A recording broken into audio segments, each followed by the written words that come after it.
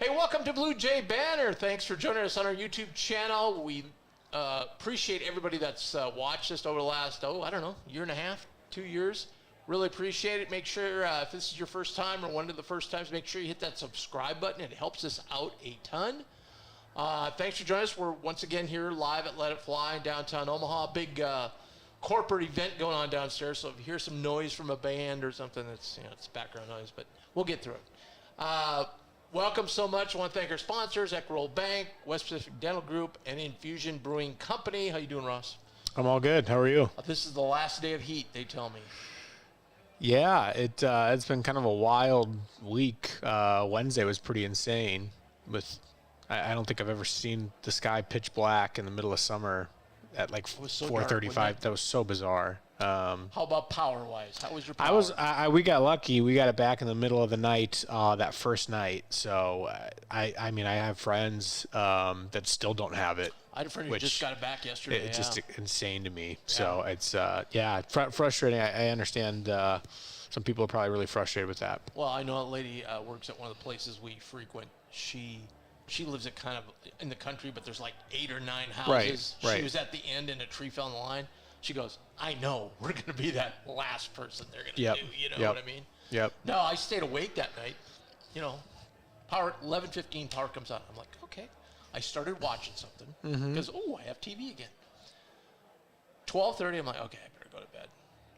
I get up, boom, power goes out. Oh, gosh. Stays out all night till like 11 o'clock the next morning. I was like, I don't know what happened, but 12:30.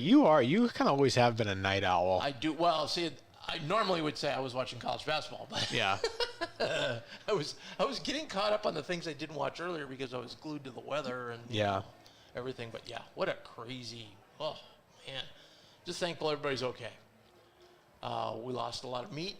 Well, we didn't lose any, but like some of the stores, like Target, they had to throw away all their stuff. Yep, it's crazy. Which amazing to me. Way back in the day when I worked at Target, they had a generator.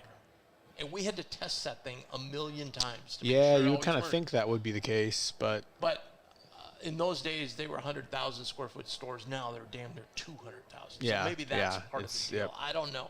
Or maybe they just think it's cheaper to do the insurance and go that route. I don't know. Whatever. Seems odd to me, though. I'm sorry we're derailing that, but we're getting you caught up at what happened during the week. But you already know that. But it's 100 plus out there today, but it's supposed to cool down starting tomorrow, which is awesome. First of all, we want to check in with one of our longtime tremendous sponsors. That's Equitable Bank. We take banking personally. I was, in fact, in the Elkhorn location on Pierce Street today. Had a long conversation with Doug, which, when you go in there, Doug sees you. Just chalk off a half hour out of your schedule because Doug's going to talk a lot of Creighton with you and everything else. But we want to thank him for being a great sponsor, and they've been around since 1882. 2 great locations just north of the Schwab headquarters and out on Pierce Street in Elkhorn, adjacent to the brand new Let It Fly Sports Bar, which will be opening here in another month. So, yeah, it's exciting. Yeah. They've evolved the technology providing new and improved services to customers while always offering superior customer service and satisfaction. They do. They're just tremendous with their customer service. They take the headache of banking away with their personal checking made easy. So check them out. Go to equitableonline.com. Check them out. And when you stop in that Elkhorn location, always stop in and say hi to Doug, and he'll take care of anything you need. Tough one for Tarrant Close and Miss Nuss as they went down today in the round of 16. I did not see that. That's disappointing. So they were up. I actually watched because April, one of our friends at Bluejay Banter, tweeted out that, hey, it's going to be on at 11 o'clock, which wasn't even paying attention. So I watched it. They were up 14-9 the first set. Looked like they were going to roll. And then back came Canada, took the first set, and Canada led most of the second set. They tied it up like 19 and then just took the last 2 points, and that's it. That's all she wrote. Taryn did not have a particularly good game. I think we can kind of blame it on Coach Booth because Coach Booth left yesterday. Left pair, so. Still a pretty incredible experience for her. I mean, that's absolutely. That's but it's fun just as it gets. Disappointing because they were number 2. They were thinking they were going to medal. A good chance of medaling anyway. So, but hey, congratulations to them. Coach Booth is coming back here to get ready, ramped up with practice, and so I was just talking with Val and Ross before the show started. So we won't have a show next week. Then the following week we will, and then we'll be off for like 3 weeks because we've got Labor Day. We've got some out-of-town things going on. We got some, as they say, on-assignment type things. So that will give us, we'll kind of preview everything in a couple weeks, the fall sports. We'll probably get one of the coaches in here for one of the fall sports, and then we'll have some results to talk about when we get back in September, so that'll be great. Now I want to talk about another great sponsor that's been around forever, West Pacific Dental Group. Dr. Robert Hogan and everybody there, committed to providing you and your loved ones with exceptional care and a compassionate, friendly atmosphere. They're located in Omaha. West Pacific Dental Group is known to be one of the best dental care offices in the city. We believe that our patients deserve the best care, and we make an effort to make sure everyone feels welcome, and they do really consult you about everything in your dental health and what steps you want to take before they do anything. So, and give you all the options, which is fantastic. They're my dentist. They just do a terrific job. So give them a call tomorrow, 402-697-0765. That's West Pacific Dental Group. Give them a call. I'm going to throw something totally at you here. And I know we haven't really discussed this or did research on it yet. But hey, why should we start now? We've been doing this 15 years. We never do research. So why not start now, right? All right. If I were to say, Ross, name way here in August, but you could just say going into the conference play or going into the season, who are the top 4 Big East teams? I'm assuming you're talking basketball. Well, we are talking basketball. Men's basketball. No, women's soccer. Right? Well, it is August. We are going into fall sports. This is technically a Creighton-centric show. It is. A diversified you're right Creighton show. Right Although it shouldn't be a secret to everybody what drives the bus. You're right. Looks like Nebraska. If you did a Nebraska sports show, what would you talk 95% of the time? Yes. Football. So top now 4. That I'm waiting to go to fall sports day. Then I'm going to get a read on all these teams, and I'll be able to come back and intelligently discuss them. All right. Top 4. What's funny is I actually looked at some previews yesterday. I didn't have much going on. Research, everybody. But I didn't do them all on all strictly Big East teams, though. It was kind of across the board. Okay. I think that Marquette is probably not going to get love from most of the preseason polls as top 4, but I really kind of like a lot of the guys that they have coming back. Sean Jones, returning from injury, Cam Jones, he's got an argument. He'll likely be preseason first team All Big East. If not player of the year. If not preseason player of the year. Yeah. Potentially he and Alex Caravan, maybe Kalk. Those 3 I would Those say. 3 are up there for sure. I think Marquette's going to be up there. People seem to be really high on Xavier. They're getting Fremantle back. They're getting Hunter back. Both had significant injuries. Both very good players. UConn obviously is going to be up there. There's no doubt about that. And then Creighton. Who am I missing? That's the other. Providence. Providence. Bryce Hopkins is kind of the wild card there. How effective is he going to be? Who was it they had a while back, and he had a bad injury, but he came back the next year, but he was a shell of himself. I'm trying to remember who it was. He was a really good player, but he was a shell. I remember we had Kevin McNamara on, and we discussed him, and Kevin goes, he's just never going to be what he Never be was. the same guy. Yeah. I forgot about Bryce Hopkins' injury and coming back. That's a huge boon for Coach English and his staff. It's going to be a competitive league. I think. I don't see as teams. I'll be honest. Of the 3 teams that were really good last year and really nationally relevant last year, obviously, UConn, the defending national champs, Creighton, and then Marquette. Mm-hmm. I'm not so sure those 3 teams will be as strong as last year's versions. I would think that's a fair statement. So it might be a little bit more spread out this year, more equitable as far as teams participating in the league. I think St. John's they seem to be excited. Patino seems to be just based on what I've heard and seen. Just reading some different things, he seems to be pretty excited about their group. So it should be fun. I'm not sure. I think gosh, even like a DePaul with under Holtman, maybe not year one, but they're going to be more competitive. There's no doubt about Butler that. could be a sleeper. Butler, they've had a couple of years now with Thad where they've kind of hung around. They've gotten better. They've gotten better. You have to expect too that Georgetown and Coach Cooley are going to take at least a step forward. I would be stunned if they don't. Yeah, I just haven't seen, the little I've looked at teams, I haven't seen them put a roster together where you went, ooh, wow. Right. Kind of like St. John's, I kind of looked at theirs a little bit a while back, and I went, okay. But then I thought, you know what? Look what Pitino did with that team last year. Yeah. Like, who thought? I mean, they got totally the New York snubbed. media did. Yep. But no one else thought they were going to be as competitive as they were. Oh, totally. Yeah. So you kind of got. I think you've hit it on the head there. I'm not so sure about Marquette. I just want to look at the makeup of the roster a little more before I go with them. I don't doubt that they'll be in the top four. Just Well, yeah, you lose two guys. Exactly. They have the same. Marquette's got a similar deal to Creighton. You lose two guys to the NBA draft. That's a tall task to try and replace them. I think certainly Xavier. There's just no reason in the world. I think they had everything bad that could have happened to him last year. You know what I mean? I think this year is their year. So I think they're in the mix of top three. So then it comes down to Marquette. Do you like Marquette? Do you like Providence? Do you like St. John's? For that next spot? I didn't realize that Xavier, they snagged the Hughley kid. Yes. Who played at Pitt and then Oklahoma, the big kid. Yeah. Wow, that's an interesting pickup. So and just with Sean Miller, I have so much respect for his coaching ability. The one team I think that might be pretty good from a talent perspective, but just the way everything came down at the end of last year is Villanova. I don't think people are gonna get too excited to jump on their bandwagon early. You know what I mean? People seem to be down on them. People seem to be down on Coach Neptune. It has been 2 years, and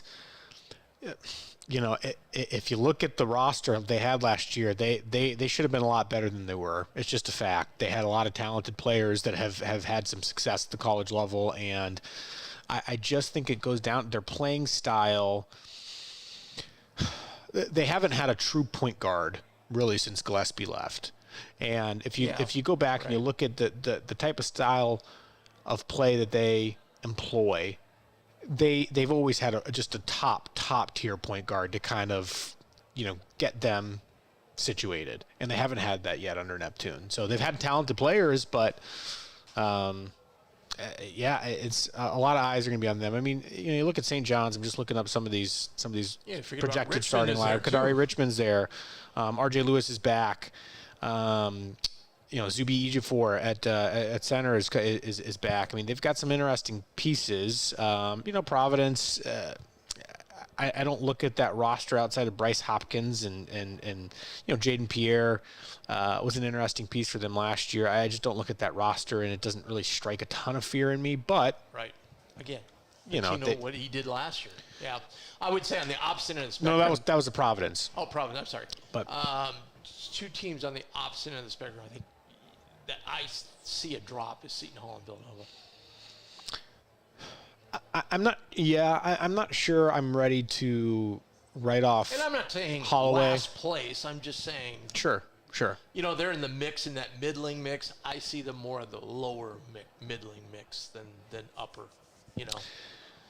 No, I'm with you. I mean, it's I look at this, the Seton Hall lineup. They got Adewusu back. Scotty Middleton played at Florida as a transfer in, but I don't.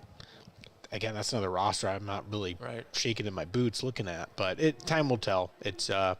We'll have a better feel for these teams after the non-conference. If you were with us last week, you remember I promised we're going to quiz Ross on some Creighton trivia, and we're going to do that in a minute. But first, I want to talk about our sponsor, Infusion Brewing Company. Now going a second year of sponsorship of Bluejay Banter. They're a big sponsor of our golf tournament recently. Had a super prize pack they gave away for the raffle. Had a great pin prize. Really love it. I just want to talk about their Southwest location. It's the home to their production brewing, tap room, event space, and outdoor patio space. They brew most of the favorite infusion beers at that location. And this facility is fantastic. They have their own private party room you can rent out.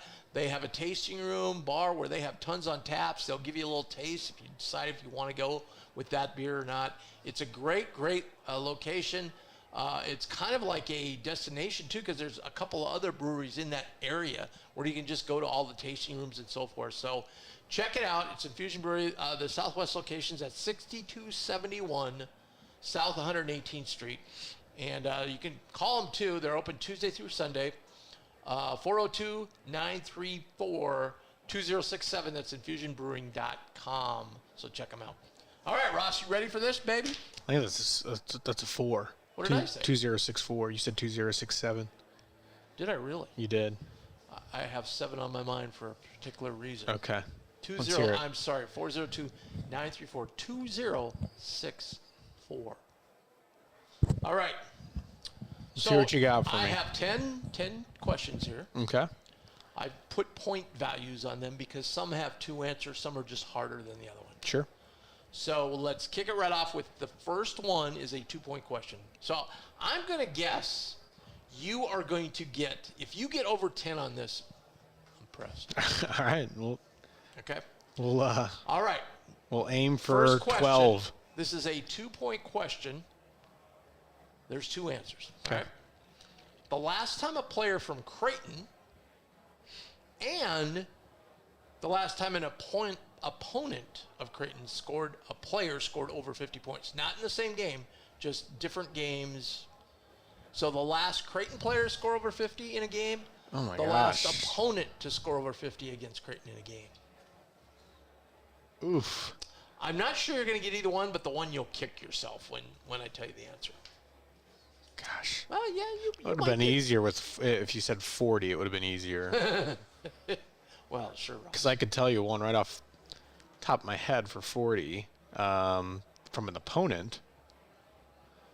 Oh my gosh, 50. Well, I mean, first of all, you got to start with some of the more prolific scorers. I don't think Doug ever had a 50.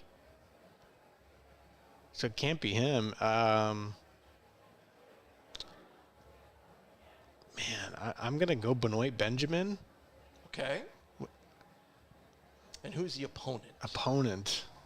I'm going to give you a little bit of hint on this because this is so tough. This happened in the last 5 years, 5 to 6 years.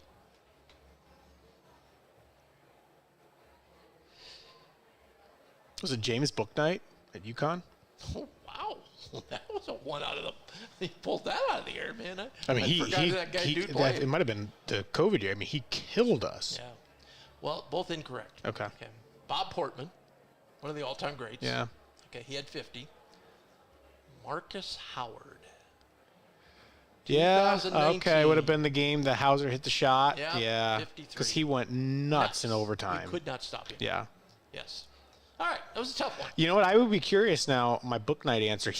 I'm pretty sure he had 40 against us the COVID year. I'll look that up and give you the answer next time. The other one that immediately came to mind, that's when I said 40, was Colt Ryan had 42. I think it was my senior night, 2012. That was here, right? Yeah, we had to have a tip in from Gregory Ajnika to send it to overtime. And then, Yep, that was a hell of a game. Yeah, that was a great game. God, Colt Ryan. He literally almost. He single-handedly almost ruined senior night. I was shocked Colt Ryan never got any. I just thought he just wasn't big enough. He was never. God, but he was like 6'4", 6'5". Yeah, but at that level, you've got to be really, well, I don't think he was really quick, really quick, or just an elite shooter. I mean, he could fill it up. Gosh, he was like, really good comp for him. For a guy like him was Nate Funk. Really similar players. Well, and to be fair, we were comparing Valley players, and he was really a big guard for the Valley players. Yeah. You know what I mean? Yeah, right. Yeah. All right, so let's move on to the next All right, question. didn't This get is that a one. one-pointer. Okay. Last time a Creighton player scored 30 or more points in a game. Okay, I'm going to say, basically, I'm give you another hint decide on this if it's one, this year or recent not. history. That's all I'll say. It's got to be Baylor. Did Baylor have a 30 burger this year? I don't know the stats in front of me. That's the question, right? Last time a player had 30. You're asking the player or the game? Player, just the player. I'll give you the game. I'm gonna go Baylor, but for some odd reason I think the actual answer is Trey. But I'm gonna give you my answer as Baylor. You should have went with the second one. Yeah. Trey Alexander, 31 points at St. John's. Ugh. All right. Third question. Okay. This is one we've discussed this before. We've had it on. Remember when we had the call-in shows and we had the trivia? I know this was one of our questions, so we'll see if you remember. It's a tough one though. Baylor didn't have a 30-point game last year. He might have, but Trey had the last one. Oh, okay. All right. All time, what was the most points Creighton scored in a game? And I'll give you the team. They played Miami back in the day. It wasn't the NIT game, was it? No. I don't know that answer. I'm 124. I was just gonna say like 118 or something. 124. That was tough. That was only a 1-pointer though. So all right, here we go. This is a really great. All right, I need to get going here. This is a good one. Trying to get to 10. This is a good one. In the top 36 all-time rebounding games in Creighton history, how many are owned by Paul Silas? So there's 36 games. See, so Tim, these got to be like multiple choice, man. Like I don't know the exact answer. I'm going to give you a multiple choice on this. Okay. Because this is a lot of games, and it's it's not like 4. Okay. So A, 30. Okay. B, 33. C, 35. Or D, 36. I'm gonna go with A, 30. Incredibly, 35 out of the top God. 36. So if we ever get a player who snags a lot of rebounds, just go, yeah, but 35 of the top 36 performances. I will say this, and this is zero disrespect to the late great Paul Silas, just an absolute legend of our university. They missed a lot of shots back then compared to now. Yeah. Well, plus they couldn't quite shoot like they do now. the dude was skilled rebounder in the NBA too. Yeah. It wasn't like, you know, so it's like. Oh no! I mean, he had an unbelievable career in the NBA. Play in the yeah. Valley Yep. and be, he was just dominating. Yep. It'd have been like Gregory Echenike playing against 6-footers. Right. Right. Yeah. All right. I'm going to give you a 3-part multiple choice on this one. Okay. In top 10 all-time block shot games in the history of Creighton, top 10. Okay. How many does Benoit have? Okay. A, 5. B, 7. C, 9.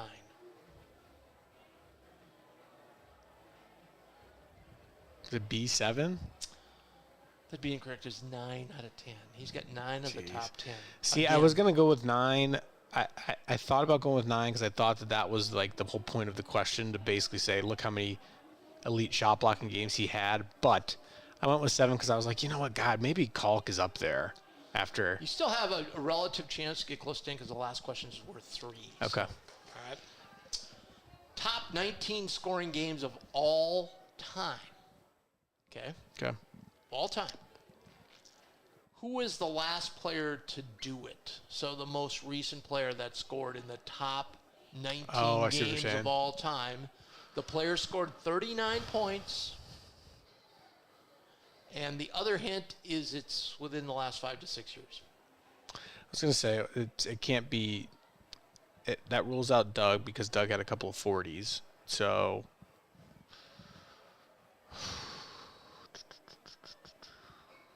In the last 5 to 6 years.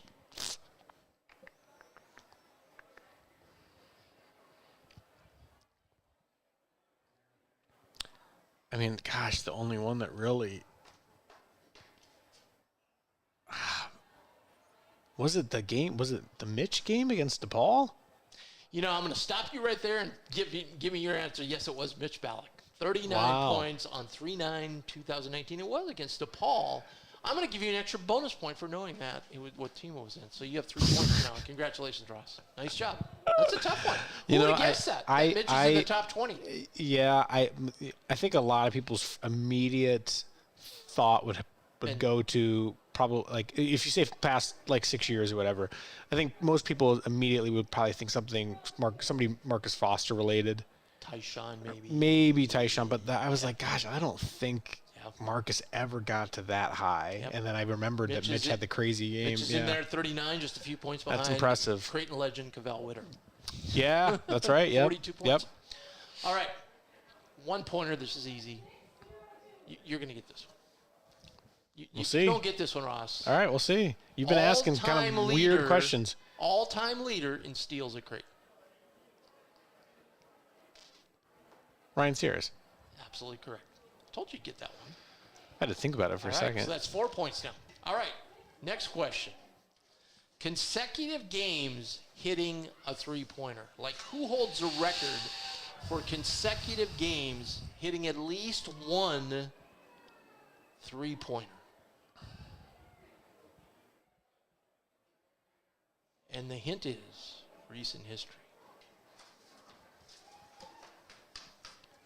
Well, define recent history. Does that mean somebody that played in the past 6 years? Yes.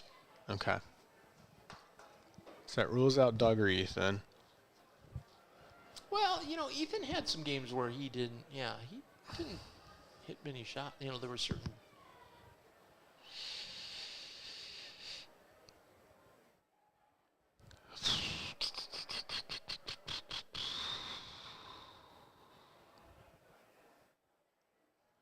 For some reason, I want to say, is it Baylor? You're absolutely correct. I wanted to say 37. He said I wanted to say Mitch, but then I was like, man, I feel like for some 37. odd reason Baylor hit a three every single 37 game. games. Yeah. Okay. All right. It's impressive. This is the best question I have. Okay. It might be tough, might not be tough, but it's the best. When you say trivia, this is trivia. All right. Now I'm going to read the question, then I'm going to explain it. Which two teammates hold the record for the most points scored when combining their career totals? In other words, they had to at some point in their career play with one another. It could have only been 1 year, but okay, I think I see what you're saying. yeah. So let me think of one. So who would have the highest total between 2 seasons? Let's just think of one. Let's just think of one. Like if it's Kalkbrenner and Larry Johnson, okay? They were going to play together 1 year, but, if they were among the all-time leading scorers, they could have combined to hit that. Okay, so it would be the career. Okay. So, but they had to play together at least 1 year. I think these two actually played together 2 years. One played 4 years, one played 2 years. Most points scored when combining their career totals, so that should give you one of them. Obviously, they would have to have scored a ton of points. Yeah, so the obvious answer would be Doug and who? Oh gosh. Sorry. Man. I would be here half the day and wouldn't come up with this answer. They play together at least 2 years. Interesting enough, we have talked about this before. We have talked about this. I'll just give you that hint. It was a few years ago, but we talked about this at length one time. Would it be Doug and Antoine Young? Absolutely right, Wass. Nice job. 4,492 points. All right. I'm still always amazed. Remember we talked about that on a show Did we? way back because I said, do you know who's ranked in the top 20? Like Antoine, I would never, not saying he wasn't a good player, but I'm just I don't think of him as being this volume Yeah, he kind of scorer, scored a sneaky amount of points. Yeah. There'd be games he'd maybe throw in 25, Yeah. So they played Yep. 2 years together, I believe. Correct, Yep. Mundo? That's correct. Yep. You're up to 6 points. So you can hit over 10 Okay. with this final question. You're going to get this. This is the last question. Yes, you're Okay. going to get this. Only 3 players have scored over 600 points in a season twice. Name the 3 players. One of these, we talked about this question way back when as well. 600 points in a season twice. Yes. In their career, yeah. So 2 different years they scored 600 or more. Okay, so Doug's one. Doug would be one. Doug actually scored 800 and 900 in 2 years. So, yeah.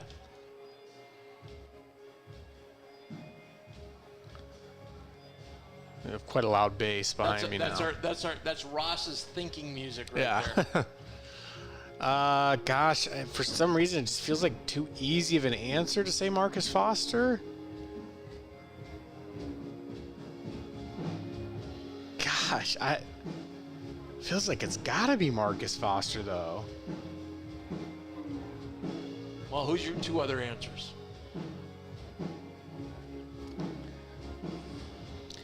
I'm gonna go with Marcus Foster, and then, man. Well, no, because I mean, okay, you think if you score 600 points, you play, let's call it conservatively 30 games, which is more than that. So you're averaging 20. God Almighty. God Almighty, I believe, had over 1,000 points each season, but he's not on this list.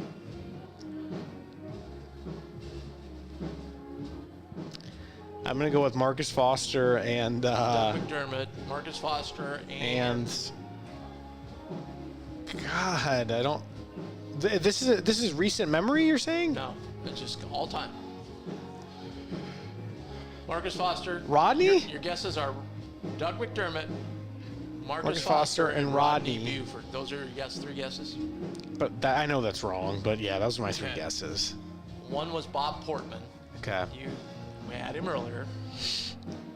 One obviously was Doug. The other one was Marcus Foster. Remember we asked that in one of our call-in trivias we had. That was so I got 2 of the 3. You did, and you got 10 points, Ross. Way to go.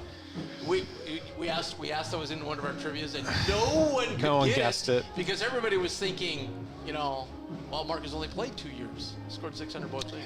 Yeah, that's impressive from Mark. I mean, gosh, obviously Marcus was a kind of a microwave. He could score in bunches, but God, I wouldn't have figured he scored basically almost 20 both years in a row. Yeah. Well, that's got into the stage where we started playing 33 games, Yeah. There was a few more games. Yeah. Yep. All right, nice job, Ross. Way Thank to go. you. That was fun. We're going to let the people down here party with the band. We're going to get out of here. Thanks for joining us. As I said, no show next week, but in 2 weeks we'll have a show. Thanks to all our sponsors, and we'll see you then.